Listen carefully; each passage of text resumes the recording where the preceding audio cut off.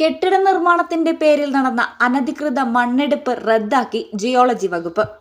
ആനക്കര പഞ്ചായത്തിലെ 13-ാം വാർഡായ ഹൈസ്കൂൾ കുന്ന് ഭാഗത്താണ് കെട്ടിടം നിർമ്മിക്കുന്നത്.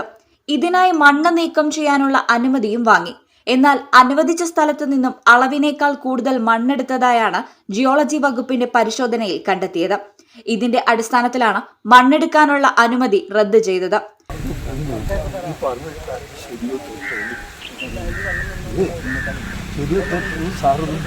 സ്ഥല ഉടമയ്ക്കെതിരെ പിഴ ചുമത്താനുള്ള നടപടികളും സ്വീകരിച്ചിട്ടുണ്ടെന്ന് പാലക്കാട് ജിയോളജി വിഭാഗം അറിയിച്ചു. മാനദണ്ഡങ്ങൾ പാലിക്കാതെ ജനവാസ കേന്ദ്രത്തിനോട് ചേർന്നുള്ള കുന്നിടിക്കലിനെതിരെ നാട്ടുകാരുടെ പ്രതിഷേധവും ഉയർന്നിരുന്നു. പരാതിയുടെ അടിസ്ഥാനത്തിൽ നടത്തിയ പരിശോധനയിലാണ് അധികൃതരുടെ നടപടി.